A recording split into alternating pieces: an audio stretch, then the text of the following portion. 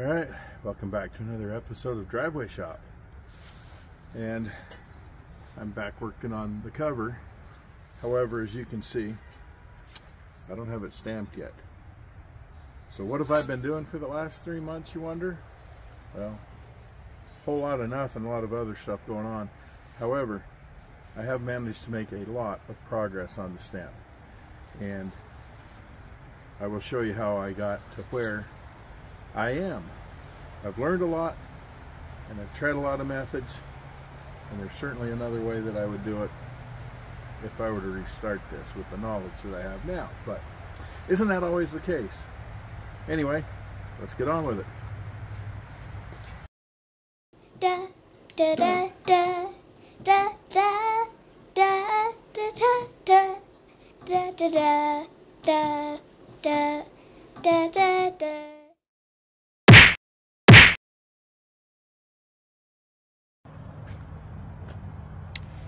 Well, I got the first round of testing done.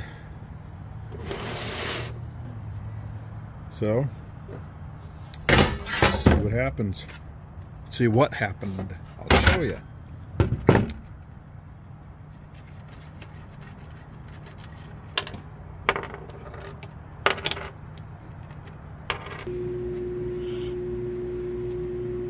Put all your weight into it. And you got to go, Can you do that? Not quite? No, not quite. Here. Okay.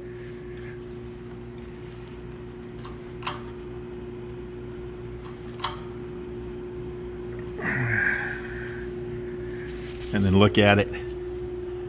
It's all squishing on the end right there.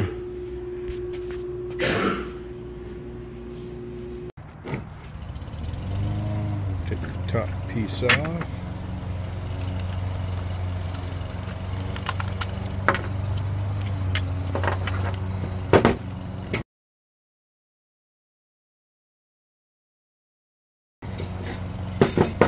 Look at that.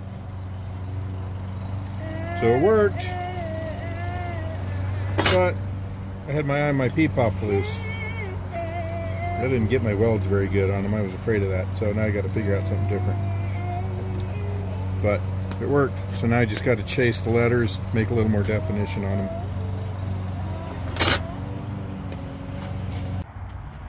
Just so you can see what it's going to look like.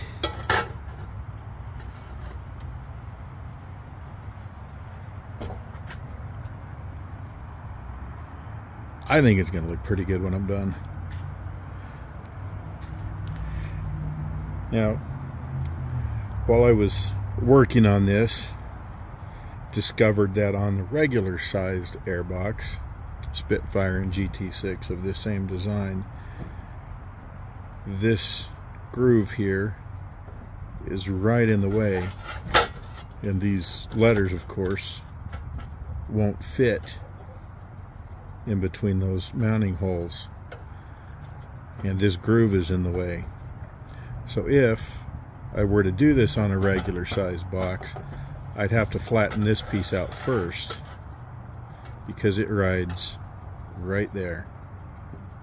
Flatten that out, emboss a regular one. And that may happen, I don't know. But in case anybody's wondering, there you go. So the idea here is to weld a post to the back side of the letter. I wish I'd have thought about this earlier. But anyway, weld a post to the back side of the letter. Remount my hole. That crappy weld, it didn't even come all the way down. It just barely touched.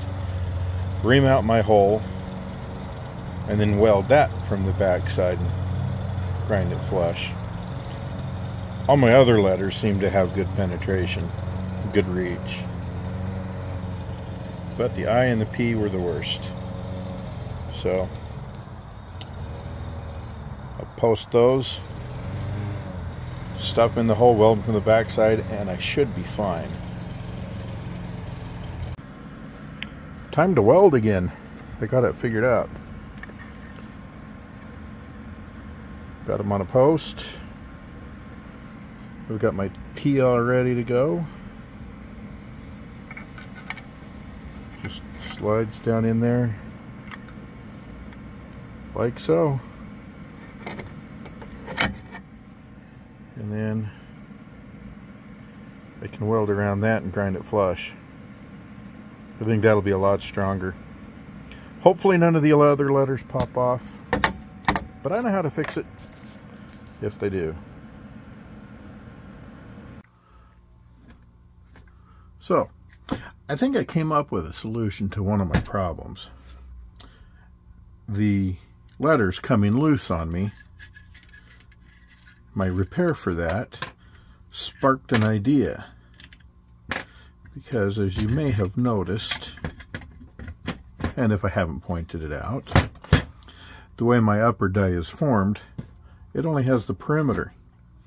I'm going to have to go through and chase the relief on all of these letters, except for the I. A little bit on the T, the center of the R, the legs of the R, the middle of the U, the M, center of the P, and the centers of the H, because they are missing from here.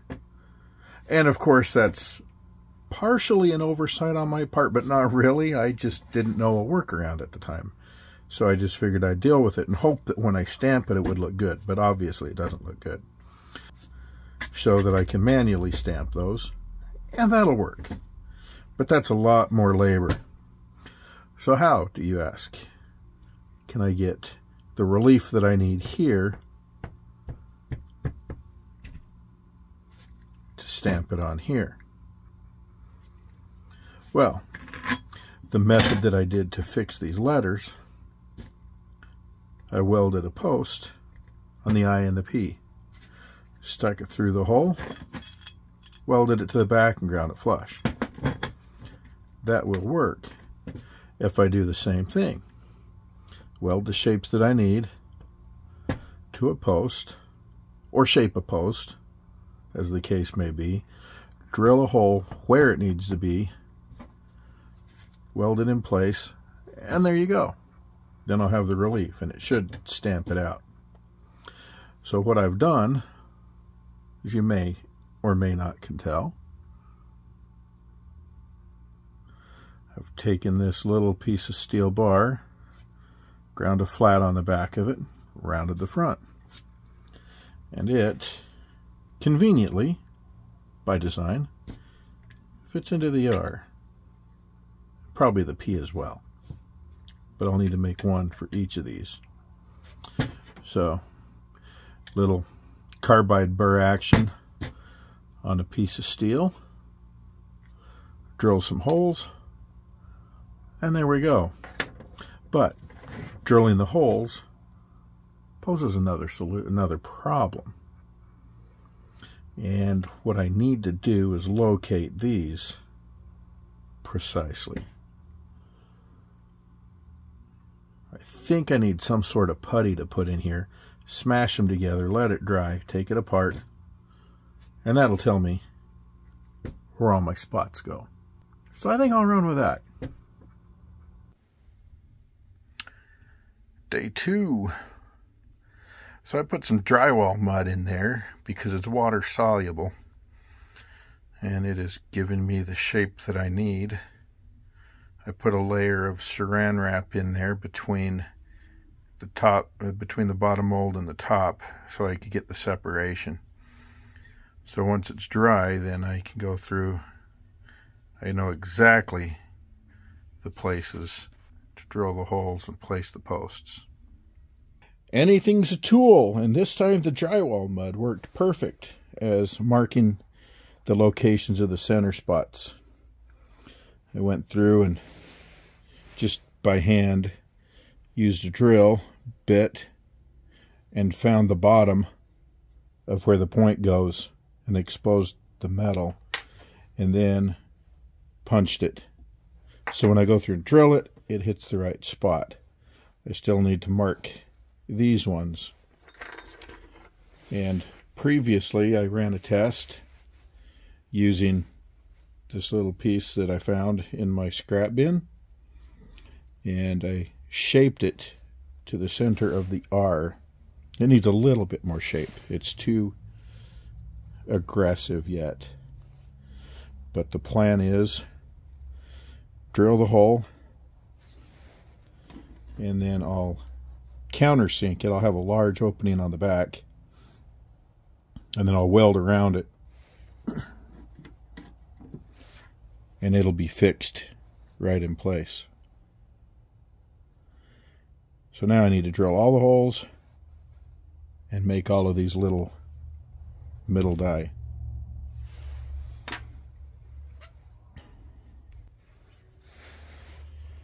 Here's my sample from this,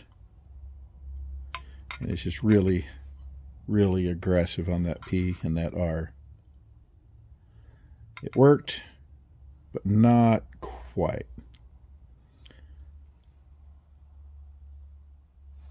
So I'll make it a little better, weld them all in there, and away we go.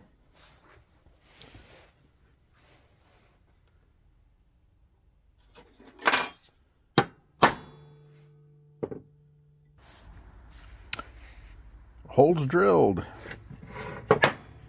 and countersunk. See, the idea is not that long, obviously, but I'll be able to weld right around the base of that and grind it flush. If I don't countersink it, the weld's not going to penetrate enough, and I'll grind it off and come loose on me. So I need that penetration and be able to grind it flush. Okay, I got the post for the R in. I started with the R because I already had that post made. And I think they line up. I hope they line up. I made a test run with a sheet of thick paper, but there's no indication on the R. So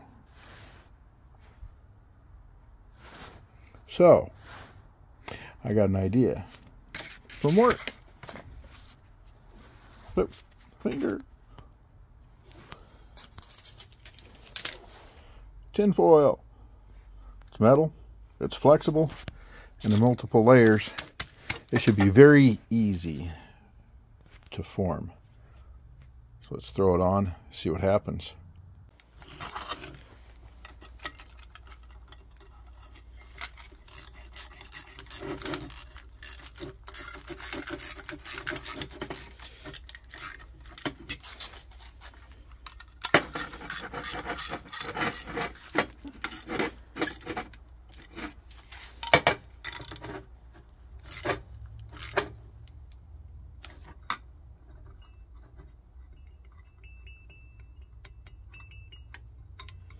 Okay, let's take it apart, see what it looks like.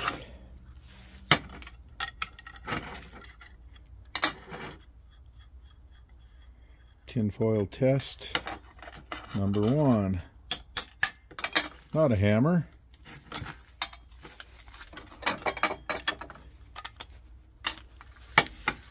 You ready for this? Hey, look at that R.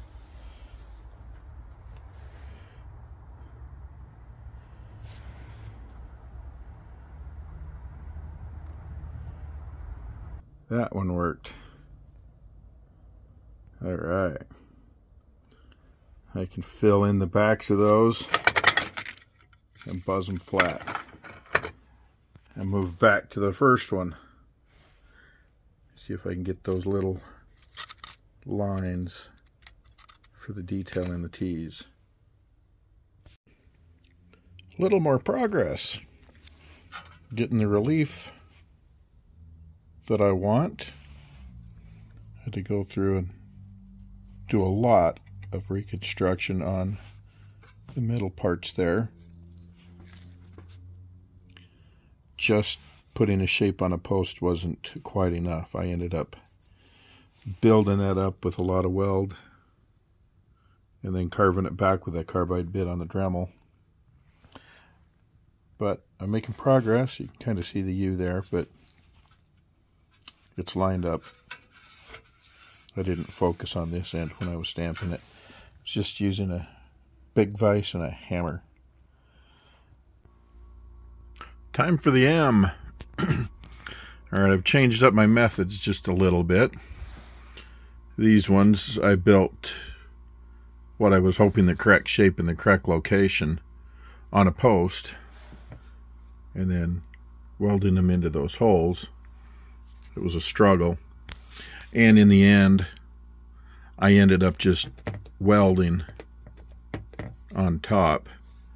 You can see there in the T the remains of the post, and I'm barely on it. So shaping with the Dremel, I decided on the M. I would just build up the weld, flatten it out. This one actually is one of the posts. This one's just weld. I filled the hole. Anyway, I also moved away from the tin foil. It was working, but it was hard to recycle, and I would have gone through a lot. So I decided to do the dirty finger trick and use some tape. Press the two together, and you can see, because the tape stays put, you can see where the marks where they come together are. So right there and right there, they're both just barely nicking the M. So I just need to shave the insides of them ever so slightly, and then I can start shaping from there. They're obviously not symmetrical. Blame the guy with the torch. But anyway, they will look better when I get done. There we go. After a little bit of grindage, you can see the marks more prominent as they go down inside the recess. So at least that way I know I'm getting them properly located, and I can shape and fit and add weld as needed. M is mostly complete. Need to test it, then throw it on some steel. See if we can one-hand this.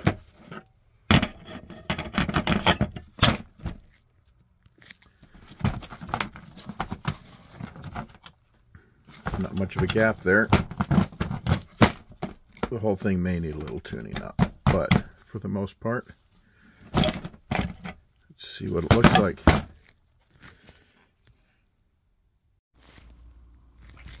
Alright, I just bolted it and wailed on it with a hammer. So, let's see what it looks like. I haven't looked yet. I took the bolts out, but I haven't looked at it.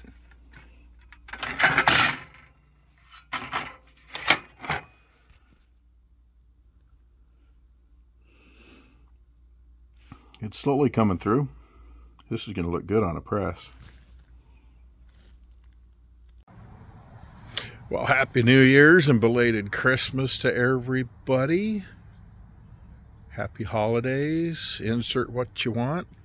Show you what I got for Christmas. You could probably guess by looking at the packages. I know I knew, but anyway, here we go.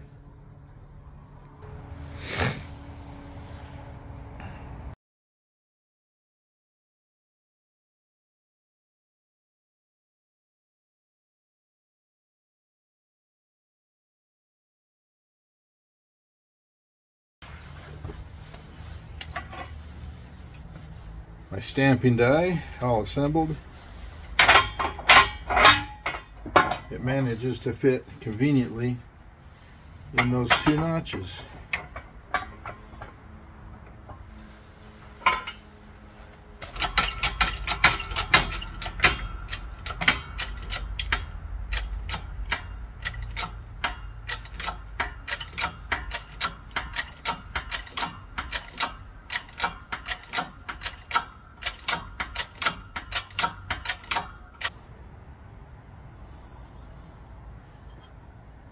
Alright, my P's gonna need a little bit of touch up there. My U needs something.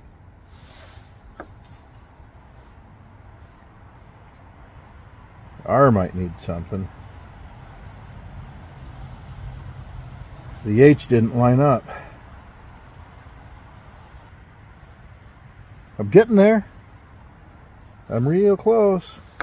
The M looks good.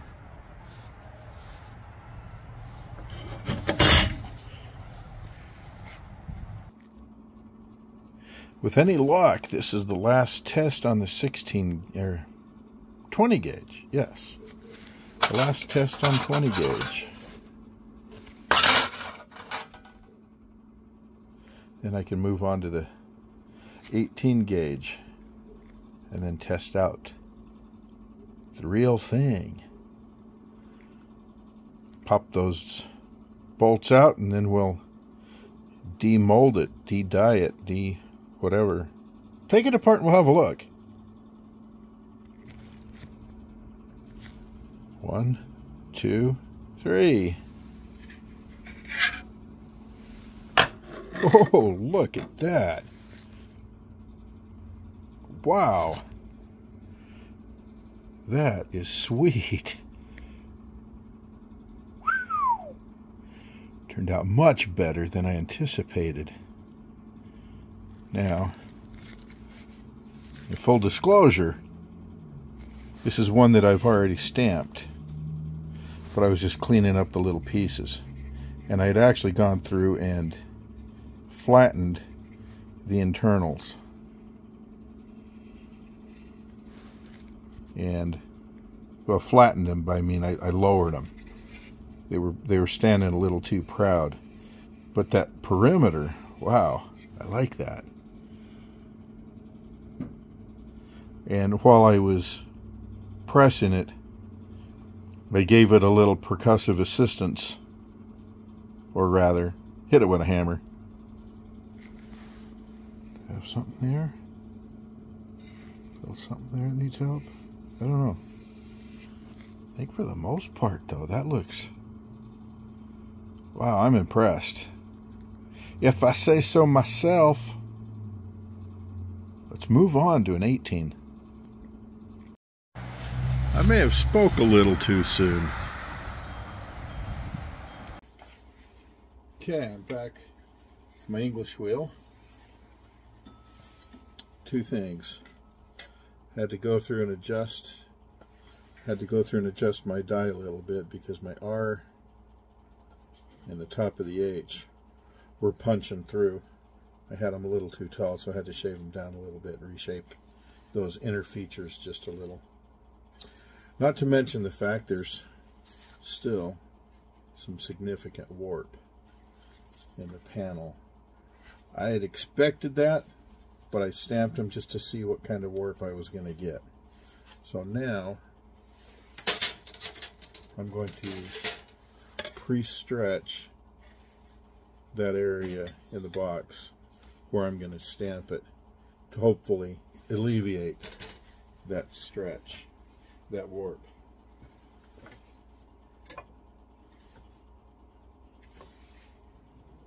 This is just a little wheel I got on eBay quite a number of years ago.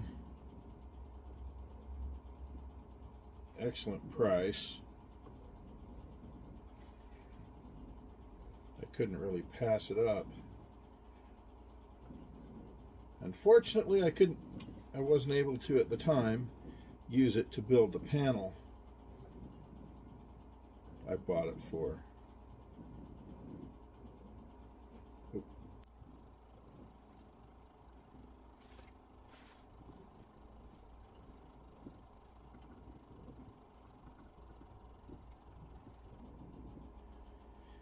Came with a flat and a curved bottom die. However, I do not know what the radius is of the bottom die. Have to find out sometime, I guess. But for now, the little projects that I've done, it's been sufficient.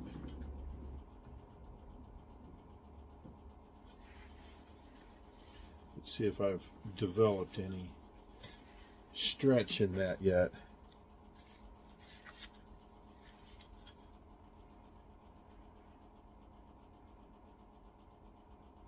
I don't know if you can see that or not. There's a little bit going this way, not much. So I need to kick the pressure up a bit.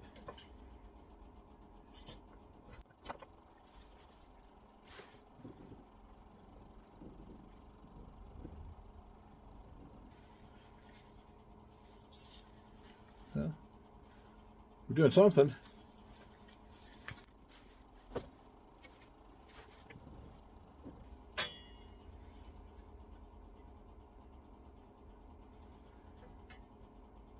It's starting to get a little bit of crown there. Only about a 1/16. A little more pressure.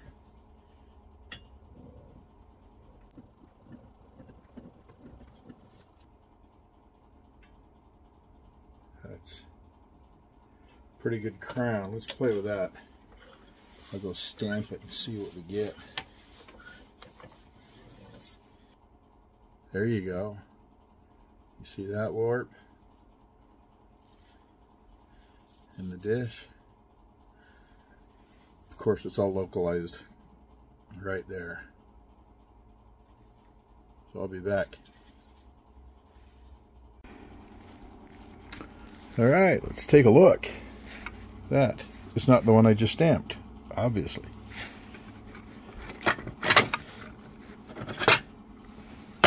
Ooh.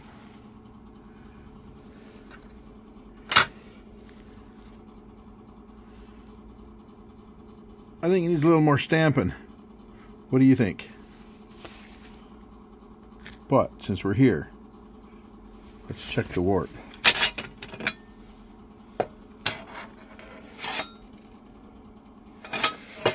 Okay, it bows a little bit that way, probably because of the smaller amount of material that I've got on this side.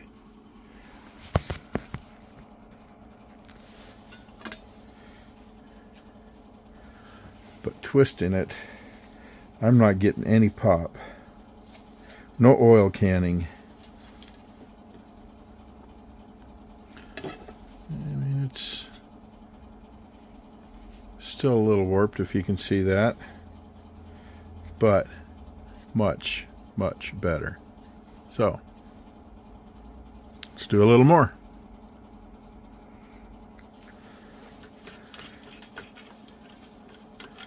One more look. Ooh, yes, that's better. Much better.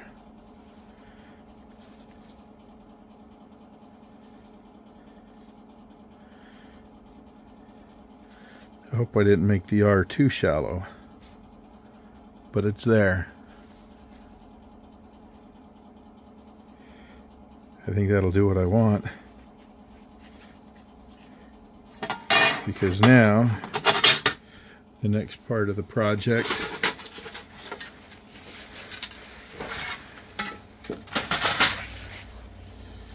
is to do it right across there.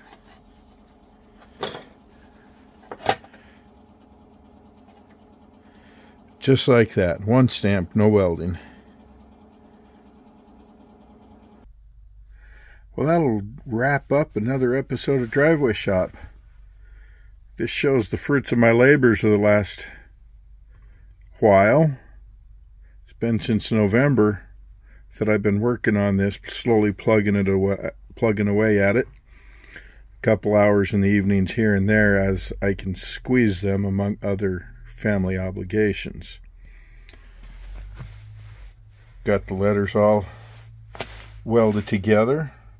They're not falling apart when I use the press. Got all the relief set and working. These ones around the perimeter are, on the camera they look really good, but they've all got different issues with them. That one's warped. Most of them are warped. That's because I didn't bother pre-stretching. This is the last one. I stamped it twice. Actually, this wasn't the last one, but this is the one that I pre-stretched. The only one I pre-stretched right here. This was actually the last stamp. I didn't pre-stretch it, but I made some modifications to the M. The U and the H needed a little bit wider gap between the serifs on the letters, the little feet, or whatever you want to call these. They're serifs. And just other little additions to crisp up the edges of the letters. The M was way too overdefined, so I had to ease that just a little bit. Anyway, 18 gauge, 20 gauge. So, I am ready now to stamp my box. That will be the next one. So as always, this is Driveway Shop signing off. Thanks for watching.